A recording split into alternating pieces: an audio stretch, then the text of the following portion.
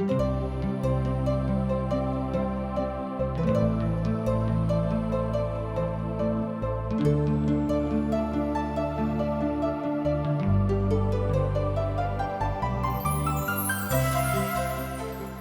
शास्त्र लोकों के बीच परमेश्वर के मूल काज के विषय में बताबैत अछि, जे परमेश्वर के विषय में जनबा के लेल यह आवश्यक अछि। TWR इंडिया द्वारा प्रस्तुत अशक इजोतो के यह उद्देश्य थिको हैं अहाँ सब के परमेश्वर के मार्गों में आगा जाय में मदद सेहो करे, जीवनों के मार्गदर्शन करे।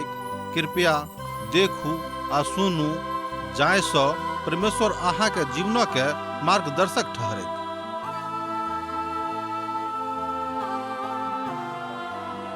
आशा के इजोत मैथिली कार्यक्रम में हम एक बेर और अहाँ के अभिनंदन प्रभु यीशु मसीह के मीठ आ पवित्र नाम से कह रहल छी। आजुक दिन हमरा सब फिलिपियो के पत्री के अध्ययन आरंभ करब। ऐसे पहले हमरा लोकन एहि पोथी के गंभीरता के साथ अध्ययन आरंभ करी। एहि पोथी के किछ विशेष बातक हमरा लोकन आजुक दिन देखब, तहन दोसर दिन हमरा लोकन आगाँ बढ़बेक। प्रेरित पौलुसक फिलिपी के कलीसिया के नाम पत्री के जेहल में लिखल गेल पत्री कहल गेल अछि, अर्थात संत पौलुस 4 प्रेरितक पोथी के जेहल में से लिखने रहत, जेना हमरा लोकन जानैत छी आ हमरा लोकन एहि बातक सेहो सीखऽ चाहैत छी। जाय पोथी सबको जेहल में बैस कऽ लिखने रहते, ओहि में अछि इफिसियो के पत्री जे साधु पौल जेले में लिखने छलखिन। आ जाय पोथी के अध्ययन हमरा लोकन आरंभ कयने छी, अहू पोथी को जेले में लिखने रहत। आ तकरा बाद कुलुसियो नामक पोथी सेहो संत पौलुस जेले में बैस कऽ लिखने छलाह। एहिके बाद हमरा लोकन जे आखिरी पोथी देखै छी, ओहि पोथी के नाम थिक फिलेमोन, अर्थात एकटा छोट पत्री थिक। एहि पत्री के सेहो ओ जेहल में से लिख रहल छथि। तैं एहि 4 पत्री के संत पौलुसक जेलक पत्री के नाम से हमरा लोकन जानैत छी। अब तो अहाँके याद भ गेल होइत, प्रेरितक पोथी फिलिपियो के नाम से लिखल गेल अछि। ओ जेल में से लिख रहल छथि, अर्थात ओ यूरोपक एकटा जेल में छथि। ओते से ओहि पोथी के अपन विश्वासी लोकक लिख रहल छथिन। किएक तऽ फिलिपी नगर में ओ छलाह आ ओ बड़ आदर के साथ अब लोकक नजरी में रहत, मुदा ओ अखन जेल में छथि। फिलिपियो नामक पाती हुनक मजबूत रिश्ता के बखान करैत अछि। ध्यान दियौक, फिलिपियो नामक पाती हुनक मजबूत रिश्ता के बखान करैत अछि। किन्हक तऽ संत पौलुसो के, जे फिलिपियो के कलीसिया के संगे छलै के। वस्तु स्थिति छल जे कुरिन्थक कलीसिया साधु पौलुसक बड़ नीक लागैत छलनि। हुनक बड़ नीक कलीसिया छल, अर्थात ओहि कलीसिया से हुनक बड़ नेह रहनि। मुदा एहिठाम जे हमरा लोकन देखै छी, फिलिपी के कलीसिया संत पौलुसक के हृदय के बड़ नजदीक में छल। जतेक कलीसिया अर्थात जतेक मसीह मंडली ओहि काल में छलै के, ओहि में सबसे बेसी फिलिपियो के मंडली हुनक हृदय के नजदीक में छलनि। हुनक सर्वप्रिय कलीसिया छलनि, अर्थात संत पौलुस कलीसिया के व्यक्तिगत रिश्ता रहन। दोसर गप में संत पौलुसक ओहि कलीसिया से बड़ व्यक्तिगत रिश्ता रहन। एहिठाम बड़ गंभीरता से हमरा लोकन एहि बातक लऽ रहल छी, एहि कथाक सिखबाक सेहो प्रयास कऽ रहल छी, जे कालांतर में जाकऽ हमरा लोकन सीखब जे एहि पोथी के की महत्वपूर्ण अर्थ होइत अछि। बड़ विस्तार से बतेबाक प्रयास हमरा लोकन कऽ रहल छी। प्रभु परमेश्वर चाहैत छथि जे ओ कोनो छथि, अर्थात केओ छथि, मुदा ओ प्रभुक लोक तऽ छथि।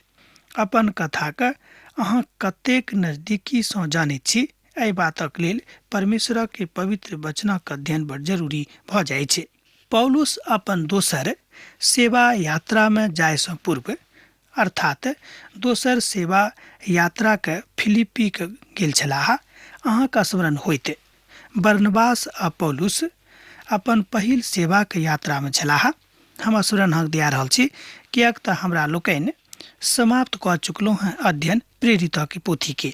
ओ सब गलतियों के देश में गेल रहत, ओतऽ ओ सब प्रभुक कृपासँ बड नीक काज केने रहथि और बहुत विरोध भेलाक बादो ओ सब ओहिठाम मंडलीक स्थापना करबामे सफल भऽ गेल छलाह।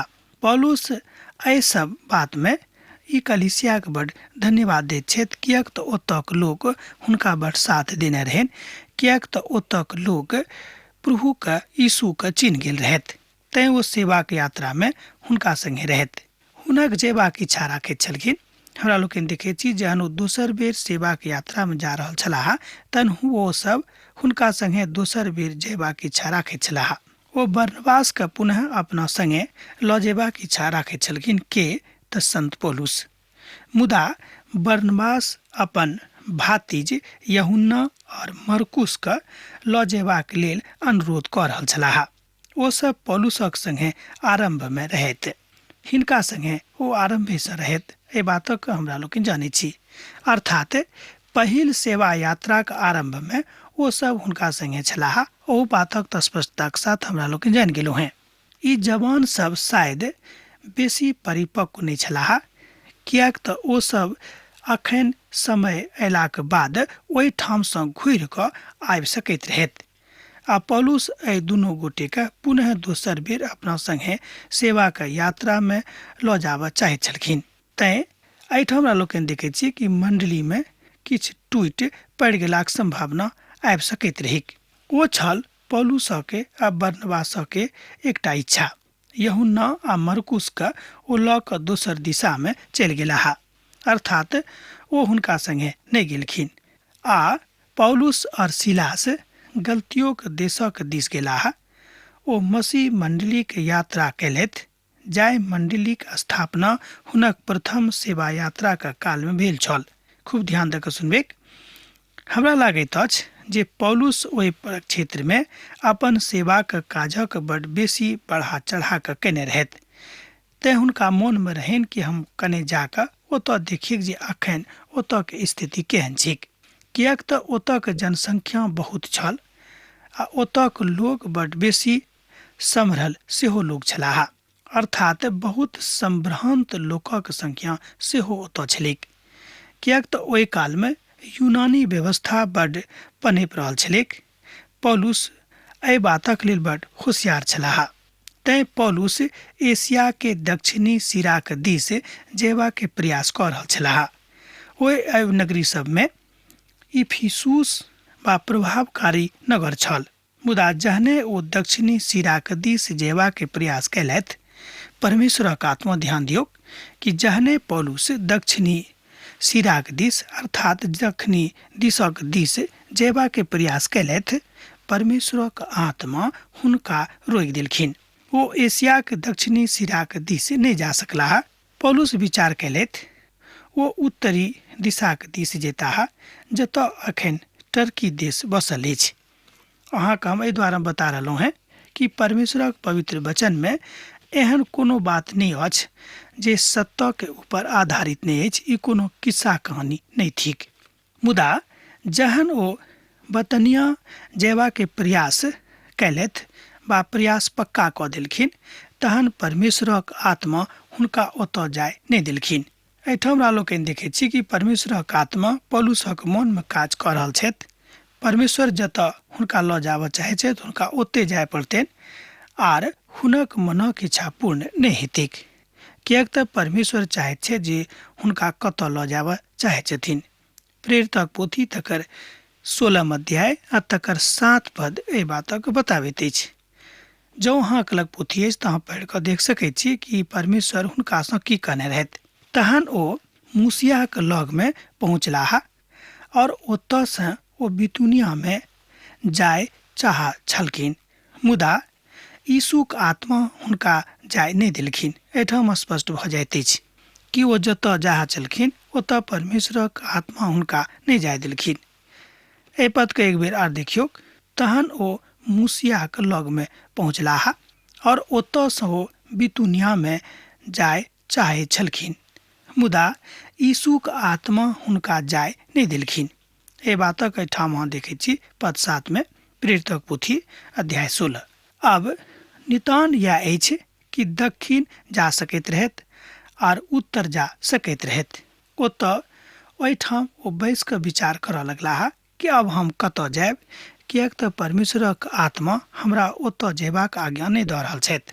तहन ओ परिश्रम दिशाक दिस अर्थात परिश्रम कऽ कऽ पश्चिम दिशाक दिस जेबाके प्रयास कयलथि और ओही दिस के ओ जायके विचार कऽ लेलखिन। एहि बातक हमरा लोकनि अब आगाँ देखबेक जहन अध्ययन आरम्भ करबेक तऽ पायब। तहन एहिठाम बतायल गेल अछि तहन ओ टोरस आर पश्चिमी दिशाक दिस जाय लगला। हुनक नावसँ जाय पड़तनि, अर्थात ओतऽ जायके लेल एकमात्र साधन छल नाव, किएक तऽ ओहि कालमे और दोसर कोनो साधन नहि छलैक। आगाँ बढ़बाक लेल और कोनो दोसर बाट सेहो वा दोसर कोनो साधन सेहो नहि छलैक। तहन पौलुस ओतऽ परमेश्वर के इच्छा जानबाके कोशिश करऽ लगलखिन, अर्थात हुनक इच्छा जानि कऽ ओ हुनके काजक अनुसार, हुनके इच्छाके अनुसार अपन काज करऽ चाहैत छथि, कि एगो परमेश्वरके काज करै छलखिन। कहियो कहियो हमरो सब ई कयास लगाबै छी जे परमेश्वर हमरा सबके बड़ शीघ्रतामे आगाँ किएक नहि बढ़ा रहल छथि, हमरा ओ रोकि कऽ किएक राखने छथि। अहाँके स्मरण होइत परमेश्वरक वचन कहैत अछि कि सबटा बात मिला जुला कऽ अहाँके लेल भलाइएके उत्पन्न करत। शीघ्रतामे कोनो काज नहि करब, तैँ हम अहाँके बाजि रहल छी। शीघ्रतामे कयल गेल काज परमेश्वरके पसन्द नहि पड़ैत छनि। प्रार्थना के साथ योजनाबद्ध तरीकासँ हमरा लोकनि एहि बातक सीख सकैत छी, जानि सकैत छी, कऽ सकैत छी। एहि द्वारा हमरा लोकनि पवित्र पोथी बाइबलक अध्ययन क्रमबद्ध रूपे कऽ रहलहुँ हैं। एकटा बात तऽ बड़ पक्का अछि कि पवित्र पोथी बाइबलक अध्ययन के केओ समाप्त नहि कऽ सकैत छथि, मुदा हमरा लोकनि क्रमबद्ध रूपे एहि बातक जाने के कोशिश कऽ रहल छी जे संपूर्ण पोथीमे सबटा किताबमे की सब लिखल गेल अछि। एहिठाम हमरा लोकनि देखैत छी कि कोन बाट दऽ कऽ हम जायब। अब एकटा प्रश्न हुनका मनमे रहनि, किनका मनमे तऽ पौलुसक मनमे। हम बाजब प्रतीक्षा करूं, जँ हाँ सत्यमे हुनकासँ नेह राखैत छियनि तो अहाँके अपन नीक कालमे अगुवाई करता है। स्पष्ट उत्तर एहिठाम भेटल आ हुनको एहि तरहक उत्तर भेटल रहनि। प्रेरितक पोथी तकर 16 अध्याय 9 पद आ 10 पद के जँ अहाँ देखबै तऽ पायब कि ओतऽ संत पौलुस के बड़ स्पष्ट उत्तर पिताके दिससँ भेटैत छनि। ओते ओ अर्थात टोरसमे जे ओतऽ एकटा स्थान छल, प्रभु यीशुके आज्ञाके ओ जानबाक लेल ओते रुकल छलाह। अंततोगत्वा हुनका आज्ञा भेटलनि। ध्यान दियौक, अंततोगत्वा हुनका आज्ञा भेटलनि, अर्थात पौलुसक आज्ञा भेटलनि आ हुनका ओ दमोनिक्याके दर्शन भेटल गेलनि, अर्थात हुनका एकटा एहन नगरक देखावल गेलनि जतऽ हुनका जयबाक रहनि। एहि बातक अहाँ देख सकैत छी 9 आ 10 पदमे प्रेरितक पोथी तकर 16 अध्याय के। पौलुस और हुनक सहपाठीके आत्मा अगुवाई कऽ कऽ यूरोप महादेशमे लऽ गेलनि। हमर विचारमे तऽ ई संभव एहि दुआरे भेलै किएक तऽ परमेश्वरक ओतऽ योजना बहुत बढ़ल रहनि। यह बात आजुक दिनमे बड़ प्रासंगिक अछि जे सुसमाचारक यूरोपमे ओ लऽ गेलाह। यह काल छल जाहि कालमे किछु लोक ओतऽ जाकऽ यूरोपमे एहि बातक काज करबाक इच्छा राखैत छलखिन। तहन पौलुस यूरोप पार कऽ गेलाह और हुनक पहिल पड़ाव रहनि फिलिप्पी, किएक तऽ ओ शब्दक दिन छल आ हुनका सबके प्रार्थना करबाक रहनि, जतऽ प्रार्थना करनाइ संभव नहि छलैक, किएक तऽ ओ सब अखन एकटा नदीके कछार पर छथि। हमरा सब ओतऽ बैस गेलहुँ हैं। एहि तरहक ओहिठाम बखान भेटैत अछि कि हमरा सब ओतऽ बैस गेलहुँ हैं। ओतऽ हमरा सबके किछु स्त्रीसँ भेंट भेल। ओहिमे सँ एक गोटे छलीह लादिया। ओ नगरीमे किछु बेचऽवला एकटा व्यापारीके घरवाली छलीह आ हुनका हृदयके परमेश्वर खोलि देलखिन। ओ तऽ छलीह, अर्थात ओ हुनका संगे ओहिठाम छलीह। ओहि कालमे पौलुसक बाजल गेलनि, सेहो परमेश्वर हुनका अन्दरमे अर्थात पौलुसक आत्माके अन्दरमे काज करनाइ आरम्भ कऽ देने रहनि आरो हुनक पति प्रभु यीशुके ग्रहण कैली। कालांतरमे ई घटना घटलै किएक तऽ पौलुस जहन ओहि स्त्रीसँ भेंट कयलथि, जहन ओ स्त्री अपन पतिके विषयमे हुनका बतेलखिन, तहन स्त्री आ हुनक पति दुनू प्रभु यीशु मसीह के अपन उद्धार कर्ता के रूप में ग्रहण कऽ लेली आ प्रभु के संस्कार, प्रभु के प्यार आ प्रभु के निदान हुनक बाड़ी में आबि गेलनि। दोसर गप में प्रभु के इजोत हुनक घर में पहुँच गेलनि। एहि बातक लेल देखियौ, जँ अहाँ एहि बातक सत्यापन करऽ चाहैत छी तऽ एहि बातक लेल देखियौ अहाँ प्रेरितक पोथी तकर 16 अध्याय आ तकर 16 पदसँ लऽ कऽ आगाँ तहन एहि बातक ओहिठाम देख सकैत छी। मुदा हम तऽ कहब एहि बातक आरम्भ 13 पद में भऽ जाइ छै। ई सब कथा के एहिठाम संत पौलुस बाजि रहल छथि। अब लादिया ओहिठाम फिलिपियो के मसीही मंडली के सदस्य बनि गेली, अर्थात एहि तरह हमरा लोकनि देखै छी कि ओतऽ मसीह मंडली के स्थापना बड़ शीघ्रता में भऽ जाइ छै। शब्दक रोज अर्थात विश्रामक दिवस पर हम नगरी के द्वार नदी के कछार पर गेलहुँ हैं। हम तऽ ई सोचने छलहुँ हैं जे ओतऽ प्रार्थना करबाक कोनो स्थान नहि हैत। ओतऽ किछु स्त्रीगण जौर भेल छली। हम बैस कऽ हुनकासँ कथा करऽ लगलहुँ हैं। एहि बातक अहाँ एहिठाम देखै छी प्रेरितक पोथी तकर 16 अध्याय आर तकर 13 पद के। एहि तरह हमरा लोकनि देखै छी कि परमेश्वरक काज कोना कऽ हुनका जिंदगी में आरंभ होइत छनि। ओहिमे लादिया नामक युवा स्त्री छली जे नगरीक बैजनी वस्त्रक बेचय वाली एकटा भक्त स्त्री छली। ओ हमर कथा के सुनि रहल छली। प्रभु हुनका मनक खोलि देलखिन, जाहिसँ ओ पौलुसक कथा के ध्यान देलक। आ तकरा बाद जहन ओ अपन परिवार सहित बपतिस्मा लेली अर्थात प्रभु के ग्रहण कैली, तहन ओ हमरासँ अनुरोध कैली, जँ हमरा प्रभु के ऊपर विश्वास करऽ चाहैत छी, जँ प्रभु ई आत्मा अहाँके देने छथि कि हमरा ऊपर विश्वास करी, तहन अहाँ हमरा घर पर जाकर हमर बाड़ी पर जाकर आराधना आरंभ कऽ सकैत छी।